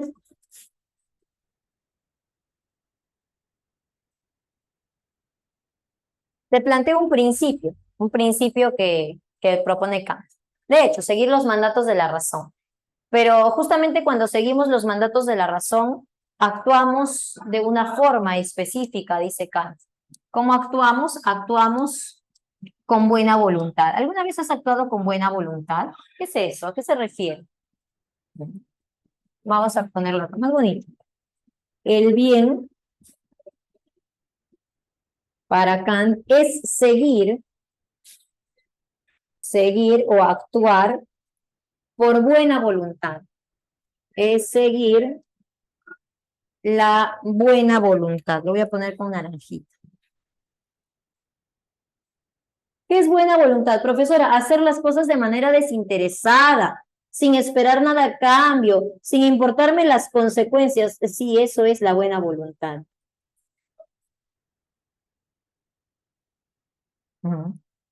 Ahí está. Claro, sin esperar nada, sin condiciones, actuar incondicionado. Imagínate que a ti te digan, ¿no? Estás en una situación en la cual ves que una persona o un ser vivo está sufriendo, ¿no? Y tú no estás solo, estás acompañado de otra persona, ¿no? Y quieres ayudar a ese ser que está sufriendo, que ves que necesita ayuda, ¿no? Y alguien te dice, no, no, no, no, no, no, no, yo no quiero meterme en problemas, ¿ah? Mira, tú te metes en eso y ya no salimos, ¿no? O no sé, ya no te doy lo que te iba a dar, ¿no? Se te ponen condiciones, ¿no? A veces pasa, ¿no? Hay personas que no les gusta meterse en problemas, involucrarse en problemas, entonces mejor no me gano un problema, déjalo ahí. Vamos a poner un caso bastante más específico, ¿ya? Imagínate que tú quieres ayudar a un perrito de la calle. Un perrito que está abandonado, se le ve muy mal, cachorrito. Obviamente necesita ayuda porque un cachorrito en una condición de calle se va a morir, es lo más probable, ¿no? Está todo pulgoso, se ve feíto, despeinado, ¿no? Te da pena, lo quieres ayudar, ¿no? Entonces tú estás de repente, no sé, con tu mamita, con tu papito, a veces no siempre, claro, no siempre hay esa voluntad, ¿no? Y claro, viene tu mamita, no, no tengo plata. No, no, no, déjalo ahí nomás, déjalo ahí, ya alguien vendrá a ayudar. Entonces, y hasta te amenaza, te dice, no, me traes ese bicho, así te dice, me traes ese bicho, ya no te compro nada. Claro. Y tú entras en una especie de dilema moral. Por un lado piensas, ¿qué debo hacer, no? ¿Lo que me manda mi razón o debo hacerle caso a mi mamá, ¿no? Que me está condicionando, ¿no? Entonces, claro, actuar por buena voluntad es actuar sin condiciones. Entonces, ¿qué respondería Kant? Que no te importen las consecuencias. ¿No? Entonces, te va a castigar, te va a reprender, ya no te va a comprar lo que te gusta. Bueno, no me importa, ¿no? Debo actuar siguiendo el bien, sin importarme lo que vaya a pasar. Entonces, lo ayudo, pues. Ya que me reprendan, que me castiguen, que no me compren lo que quieren, bueno, pues no importa, o sea, no debe importarte las consecuencias, es solo hacer el bien. Eso es actuar por buena voluntad, dice Kant. Y eso te lo dirá tu razón, justamente, ¿no? Tu razón te dirá qué hacer. Claro. O sea, para Kant es algo bastante evidente, ¿no? La razón te lo dice. Si tú ves un ser que necesita ayuda, que está indefenso, pues tu razón, como todos somos seres racionales, ¿qué te dice tu razón? Tu razón te dice, ayúdalo, porque necesita ayuda. Claro, después vienen otras cosas, ¿no? Otras consideraciones, no tengo plata, ¿qué voy a hacer? ¿Dónde lo voy a meter? Pues no tengo espacio, ya, esas son otras cosas, ¿no? Pero tu razón, lo primerito que te dice es, ese ser necesita ayuda. Ayúdalo en algo, en lo que, al menos en lo que puedes. Claro, o sea, dejando incluso de lado las cuestiones utilitarias, si eso te va a servir o no, o si más bien te va a traer problemas. Claro, eso es lo que dice Kant. Entonces, actuar por buena voluntad es seguir mandatos de la razón. Actuar por buena voluntad sería de manera autónoma, para empezar, sin importar las consecuencias. Vamos a poner esto, ¿no? Entonces, primero, sin importar las consecuencias, sin importar las consecuencias.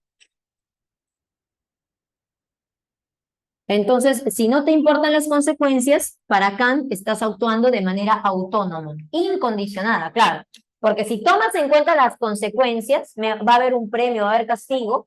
Entonces tú estás haciendo eso, pero por lo que viene.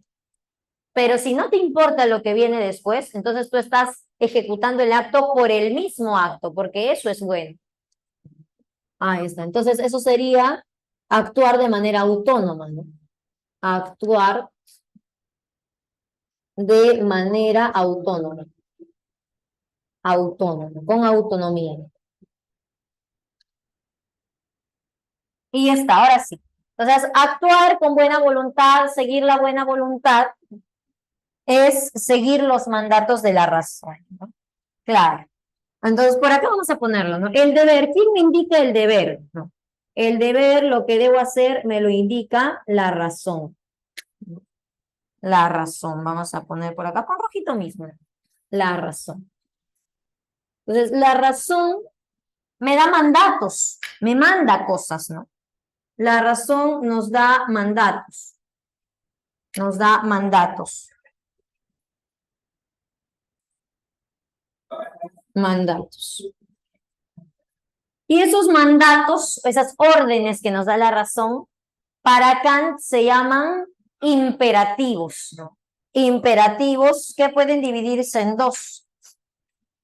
A ver, por acá. Entonces, la razón, ¿cómo me puede mandar? Me puede mandar imperativos categóricos o también podría mandarme imperativos hipotéticos. Vamos a plantear. Entonces, podría mandarme acá, con naranjita mismo ponemos, imperativos categóricos. Imperativos categóricos. categóricos o imperativos hipotéticos. Imperativos hipotéticos.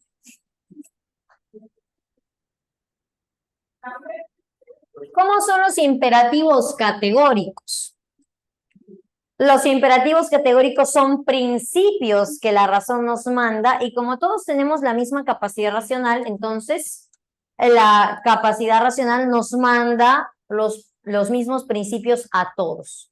Son como principios generales universales que todos debemos cumplir.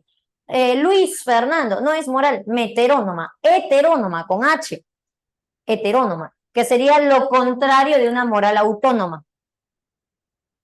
¿No? Y eso a Kant no le gusta. Para Kant sí hay que actuar con autonomía, no con heteronomía. Entonces, si actuar con autonomía sin importarme las consecuencias, ¿cómo sería actuar con heteronomía? Cuando sí me importan las consecuencias. Heterónoma, así, heterónoma con H. Actuar con heteronomía es importarme las consecuencias, no el acto en sí, sino hago algo porque me van a dar un premio, o no hago algo porque si no me castigan. Eso. Claro, entonces es lo contrario a la moral de Kant. Entonces, para Kant hay que actuar con autonomía, con buena voluntad, siguiendo los mandatos de la razón. Entonces, la razón me puede dar mandatos categóricos o hipotéticos. Los categóricos son universales, nos lo da a todos por igual, son principios universales. Por ejemplo, no robar, no matar, esas cosas. Como son principios universales, se cumplen siempre. Cuidado, a ver, hay un audio prendido por ahí, tengan cuidado con su audio. A ver, estos son principios universales. Universales. Y que serían los valores, de cierta forma. Me mandó un mensaje esto de Vitel, ¿viste? Y sabes que el 15 hay que pagar el teléfono, ¿verdad? A ver, nos estamos enterando de su vida de alguien, pero es que no se escucha. Ya está silenciado, creo. Melanie, bueno, ya sabemos quién es el culpable. Ya, a ver, por ejemplo, digamos que tú tienes el principio universal de ser solidario. No sé, tú, no solo tú, ¿no? O sea, no es porque te han enseñado, sino porque la razón te lo manda. O sea, tenemos todos en general ese principio. Hay que ser solidario. Entonces, estás justamente ante la situación que comentamos, ¿no? Que tu mamita te dice, no, no me traigas ese bicho a la casa porque yo no tengo plata, ni tengo dónde ponerlo, ni nada, no, no me molestes, déjalo ahí.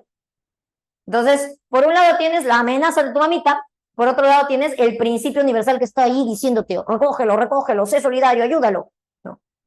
Entonces, ¿qué hay que hacer según Kant? Bueno, lo que habíamos planteado, ¿no? No deben importarte las consecuencias y lo que debes obedecer es ese principio universal. Y no solo eso, o sea, ¿por qué es un principio universal? Porque a ti, tu razón te dijo eso porque pasaste por ahí. A cualquier persona que pase por ahí, dice Kant, su razón le diría eso, ¿no? Que es un ser que necesita ayuda, hay que ayudarlo, hay que ser solidarios.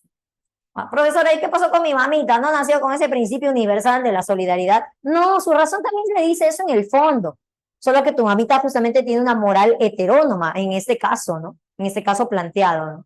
Porque ella actúa más, no tanto por sus principios, o sea, no le está haciendo caso a sus principios, sino más bien le está haciendo caso a las consecuencias, ¿no? Tiene una moral más utilitaria.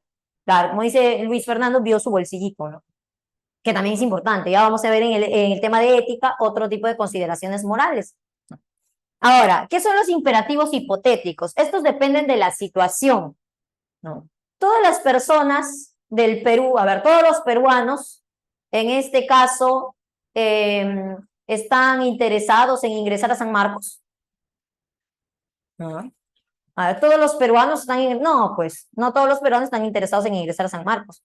Una pequeña porción de peruanos está interesada en ingresar a San Marcos. Entre ellos están ustedes, ¿no?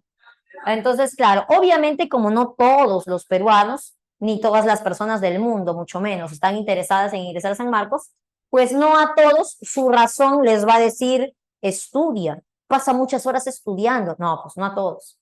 A ti te lo va a decir. Entonces, depende de situaciones particulares. Tú estás ante una situación bastante particular porque depende de la forma en la cual tú estás viviendo y los objetivos que tienes. Entonces, en estas situaciones particulares, ¿no? En las que tienes a veces dilemas morales, porque también tenemos dilemas morales en cuanto a lo particular, pues también la razón te va a dar ciertos mandatos, ¿no? Ante una situación de repente, ¿no? Tú estás en tu casita por la tarde estudiando un sábado y vienen tus amigos del colegio que viven cerca a tu casa, ¿no? Y vienen a incitarte, hoy vamos a pasear, vamos a hacer hora, ¿no? Y tú estás tentado, porque estás aburrido, ¿no? Te quieres ir, pero tu razón que te dice, no, tengo que estudiar, la competencia está fuerte, porque quiero ingresar pronto. Entonces tu razón te da mandato, tu razón te dice que es lo correcto. Ya que tú te hagas el loco, ¿no? La quieras ignorar, hagas una racionalización, ¿no? Eso del psicoanálisis, ¿no? Es otra cosa. Pero tu razón te dice, te manda, oye, no, tienes que estudiar. Acá está el ingreso, ¿no? Entonces, bueno, esto es ante situaciones, son mandatos, pero particulares, ¿no? Ellos son particulares, los otros son universales. Entonces, estos son particulares ante situaciones, ¿no? Lo que la razón nos manda ante situaciones particulares, vamos a poner. Ante situaciones particulares. Por eso ellos dependen del contexto, ¿no? Particulares. Entonces, es bien interesante esta concepción que tiene Kant de la ética, ¿no? Para Kant, la moral, o sea, los valores, no es necesario que nos los enseñen. También, de hecho, nos los enseñan, ¿no? Desde que somos pequeños, ¿no? Pero no es necesario realmente, ¿no? O sea, para Kant, así a ti no te enseñaran valores, ¿no? Es como algo que lo tienes internamente. Tu razón te manda, tu razón te los enseña, ¿no? A tu razón te dice qué hacer. Porque justamente como somos racionales, no es porque tú hayas nacido con valores, ¿ah? No nacemos con valores ni con ideas. Nacemos, eso sí, con razón, con la facultad de la razón. Entonces, justamente el ser racionales nos hace darnos cuenta de qué es necesario hacer y qué no. O sea, la razón te lo dice. ¿Ya? Que tú no le hagas caso es otra cosa, pero la razón te lo dice. Es bien interesante ese canto. Pero bueno, a ver chicos, ya está. Estamos ya casi con el tiempo. Ya obviamente vamos a dejar el idealismo alemán para la próxima semana, pero vamos a responder algunas preguntas acerca de Kant. Sobre todo voy a revisar si es que tenemos acá algún texto. Y si no, ya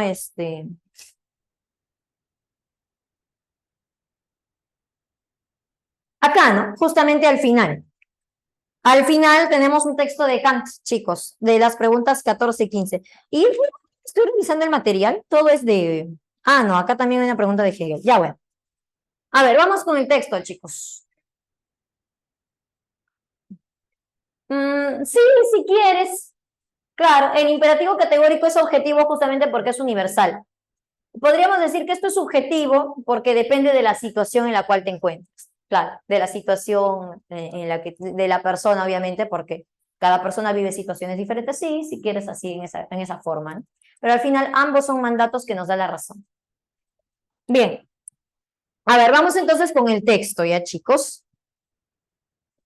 Dice así. La perplejidad en la que cae la razón no es debida a culpa suya alguna. Comienza con principios cuyo uso es inevitable en el curso de la experiencia. Uso que se halla a la vez suficientemente justificado por esta misma experiencia. Con tales principios, la razón se eleva cada vez más, llegando a condiciones progresivamente más remotas, pero advirtiendo que de esa forma su tarea ha de quedar inacabada, ya que las cuestiones nunca se agotan. Se ve obligada a recurrir a principios que sobrepasan todo posible uso empírico y que parecen no obstante tan libres de sospecha que la misma razón ordinaria se halla de acuerdo con ellos. Es así como incurre en oscuridades y contradicciones, y aunque puede deducir que éstas se deben necesariamente a errores ocultos en algún lugar, no es capaz de detectarlos, ya que los principios que utiliza no reconocen contrastación empírica alguna por sobrepasar los límites de la experiencia. El campo de batalla de estas inacabables disputas se llama metafísica. Y ya al final sabemos de qué me está hablando el texto de Kant. Me está hablando de la metafísica, pero vamos a volver a revisarlo. Mira, como estamos con el tiempo, ¿no? Y al final, eso es bueno porque hay que practicar también una lectura veloz. Una vez que hemos hecho esta lectura de reconocimiento, revisemos qué nos piden las preguntas y en base a ello buscamos en el texto, ¿no?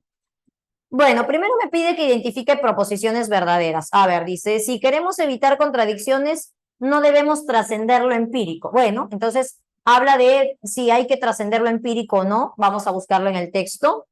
La razón puede elevarse válidamente hacia conceptos puramente abstractos. Vamos a buscarlo. La metafísica consiste en debates sobre asuntos más allá de la experiencia. De repente eso lo puede responder incluso hasta sin haber leído, pero bueno. La capacidad racional nunca cae en dudas ni ambigüedades. Bueno, ya vamos a responder acerca de eso. Y luego la 15 dice, cuando la razón sobrepasa los límites de la experiencia, bueno, hay que poner qué ocurre, ¿no? La condición es que la razón sobrepase los límites de la experiencia. ¿Qué ocurre cuando eso sucede, no? Antes de continuar, recordemos, siempre es bueno leer con ideas previas. Te sirve tener una buena comprensión lectora, así no tengas ideas previas, pero siempre vas a tener un gran apoyo en las ideas previas, si es que conoces la teoría. Entonces, recordemos, ¿no? ¿Qué es lo que decía Kant? La experiencia, ¿cuál es su papel?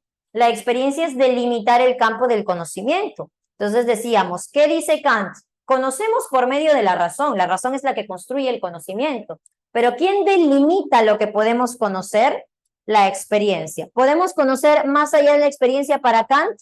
No, no se puede. La razón tiene que obrar siempre dentro de los límites de la experiencia, dentro de lo que se puede conocer empíricamente, si quieres, ¿no? Bueno, entonces teniendo esa base, volvemos a revisar el texto. La perplejidad en la que cae la razón no es debida a culpa suya alguna, dice, ajá, perplejidad, o sea, que se quede perplejo, que de pronto llegue un momento en el cual se quede como que, ¿ah? No entiendo, no, claro, algo así. Comience con principios cuyo uso es inevitable en el curso de la experiencia.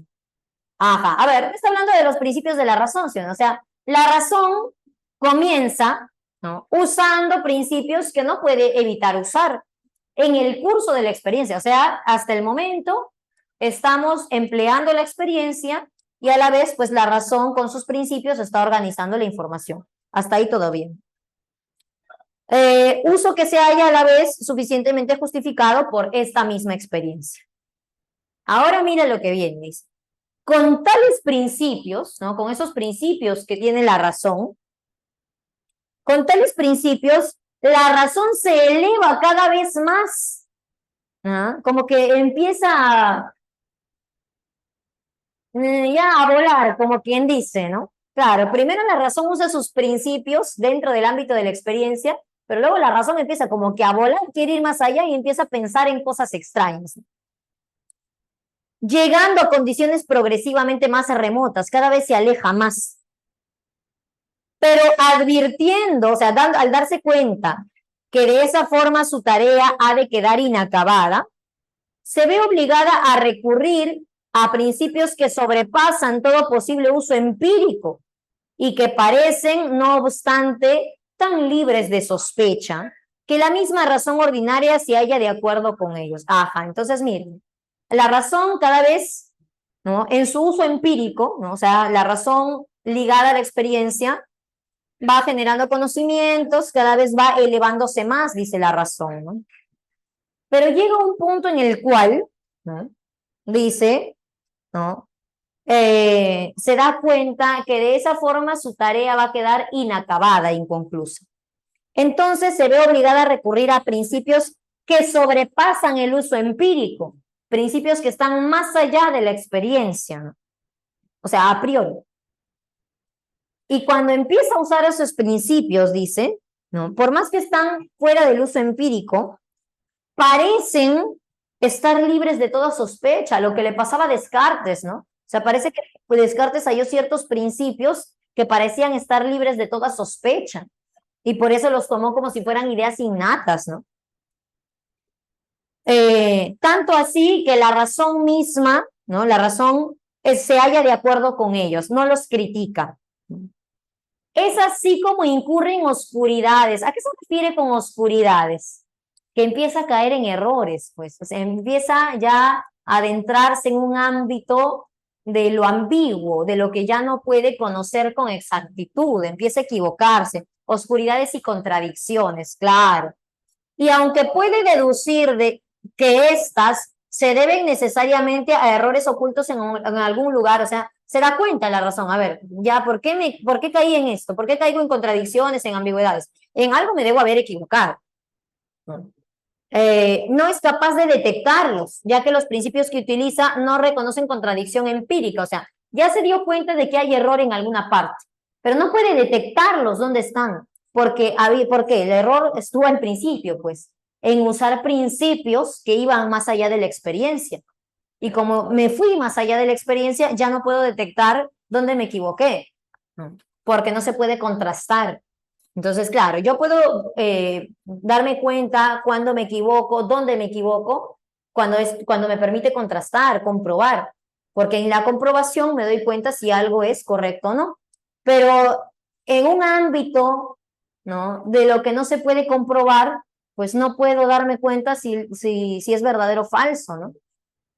Claro, entonces ese ámbito es obviamente fuera de la experiencia, ¿no? Entonces, finalmente termina diciendo, ¿no? El campo de batalla de estas inacabables disputas se llama metafísica. O sea, prácticamente, ¿qué me ha dicho, no? La razón, cuando procede acompañada de la experiencia, obra muy bien, pero llega un momento en el cual la razón empieza a alejarse, ¿no? Y toma principios que no han nacido de la experiencia. Y cuando la razón empieza a proceder de esa manera, porque claro, esos principios le parecen muy claritos, pero sigue avanzando y ya empieza a caer en ambigüedades y contradicciones. Y aunque se da cuenta la razón que ha caído en un error, no puede detectar dónde está el error. ¿Por qué? Porque ya está en un ámbito metafísico, porque ya está teniendo reflexiones metafísicas. ¿Qué significa metafísica? Más allá de la física, pues más allá de lo empírico. Entonces está reflexionando ya en un ámbito, ¿no? En un ámbito de lo abstracto. Y acerca de lo abstracto no puedo comprobar, pues ¿cómo compruebo empíricamente algo abstracto? Algo que no existe en el mundo físico. Entonces es el problema, ¿no? Entonces Kant acá me está hablando justamente del error que se comete cuando queremos obrar puramente con la razón nada más, desligándonos de la experiencia. Por eso que dice Kant, para conocer debemos limitarnos a conocer solo lo que la experiencia nos permite acceder y sobre eso actúa la razón. La razón no puede desligarse de la experiencia. Bien, chicos, entonces acá buscábamos algunas cosas, ¿no? A ver, si queremos evitar contradicciones, no debemos ir más allá de lo empírico. ¿Eso es correcto o no? A ver, con lo que está planteando el texto, ¿verdadero, sí o no? Es verdadero. La razón puede elevarse válidamente hacia conceptos puramente abstractos. Eso es falso, ¿no? Porque de hecho lo hace, pero no es válido, pues no debería ser eso. ¿La metafísica consiste en debates sobre asuntos más allá de la experiencia? Sí, asuntos abstractos, lo que acabamos de plantear. La capacidad racional nunca cae en dudas ni ambigüedades, eso es falso, ¿no? Sí cae en dudas y ambigüedades justamente cuando se desprende de la experiencia. Entonces la clave sería de dado, 1 y 3. Y acá, ¿qué pasa cuando la razón sobrepasa los límites de la experiencia? ¿Cuál sería la clave en la 15? Excelente, muy bien, Moisés, Cristian, Leslie, todos los que están respondiendo, ¿no? Genera un conjunto de ideas oscuras y contradictorias denominadas metafísica. Y pues, por tanto, no deberíamos hacer ello. A ver, chicos, revisemos desde el principio. Acá, la número 1. El pensamiento ilustrado es uno de los más importantes de la modernidad. Considera que la razón es el motor del progreso humano. Debido a esa visión a favor del progreso y el avance de la ciencia, sus representantes presentaron una actitud sobre todo, ¿qué cosa, chicos? Optimista, ¿sí o no? Claro. Los ilustrados, toditos, los franceses, Kant, pensaban que en el futuro todo iba a ser mejor, gracias justamente a este avance que había de la razón, de la ciencia, etcétera, ¿no? A ver, el pensamiento de Kant es resultado de la síntesis de racionalismo-empirismo. Por ello, acerca de la razón, la filosofía criticista la presenta como ¿qué? Y es lo que acabamos de leer también, claro, limitada por la experiencia, ¿no? La experiencia presenta los límites. Como consecuencia de su giro copernicano, la filosofía crítica de Kant considera que acerca de las cosas en sí, a ver, las cosas en sí, lo que pusimos acá, el noumeno, la realidad, las cosas tal como son, fuera de la conciencia, excelente, muy bien, existen, ahí están, pero no las podemos conocer, Anito. El filósofo alemán Immanuel Kant resaltó la importancia de la razón para elaborar conocimientos. De ello se desprende que, a ver, si la razón es lo importante, no, está facilito acá. ¿Cuál sería la clave de la 4? La C, ¿no? Sin racionalidad no hay conocimiento que valga. La filosofía del alemán Immanuel Kant hace suya las tesis empiristas y racionalistas. Por ejemplo, según este pensador, el conocimiento, a ver, si es empirismo o racionalismo, excelente, C de casa, surge de la experiencia y organiza por la razón. Kant propuso una nociología que establece una distinción entre fenómeno y noumeno, fenómeno y cosa en sí. Según Kant, el fenómeno empírico es cognoscible, mientras la cosa en sí es incognoscible, a decir de este filósofo alemán. Consiguientemente, entonces, las capacidades cognoscitivas del hombre, ¿cuál sería la clave? Si solo puedo conocer lo fenoménico y lo nouménico no puedo conocer la realidad, claro. Nuestra capacidad cognoscitiva tiene límites, tiene limitaciones. A de avioncito. A ver. Acá, ¿no? Al observar el movimiento de bolas de plomo en un plano inclinado, el físico Orlando llega a la conclusión que ese objeto se presenta dentro de su mente en un espacio y tiempo. Es así que Orlando expresa un punto de vista coincidente con las tesis kantianas con respecto a qué. A ver, ¿qué decía Kant acerca del espacio y el tiempo? ¿Cuál sería la clave en la 7? Se de casita, ¿sí o no? Claro. Conocimiento de fenómenos presentados en un espacio y tiempo. A ver, saltamos la 8 que es de Hegel, también la 9, vamos a la 10. La filosofía del alemán Immanuel Kant es nombrada criticismo, ese pensamiento considera heredero del racionalismo de Descartes. No obstante, la recepción favorable que Kant hace de esa corriente filosófica, Kant sostuvo que las capacidades racionales, a ver, acepta el racionalismo, pero, a ver, ¿cuál es el pero acá? ¿Qué dice acerca de las capacidades racionales? ¿Vamos? ¿Qué dice acerca de las capacidades racionales? Clave.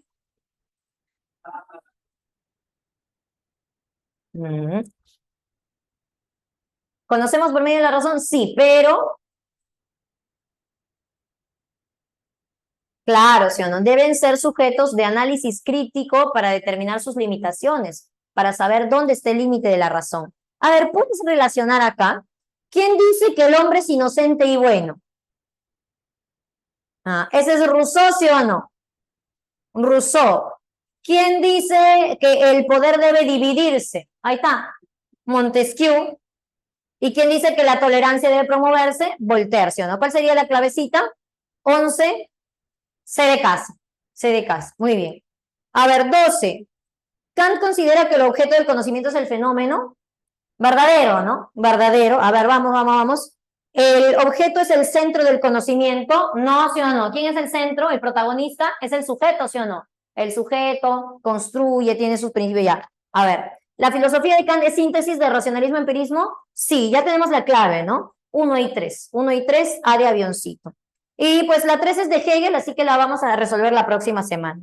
Ya recordamos entonces, hay algunas 8, 9 y 13, lo hacemos la próxima semana con Hegel, ¿ya? Bien, chicos, cuídense, nos vemos, no te preocupes. Con eso nosotros nos ponemos al día, no te preocupes. Listo.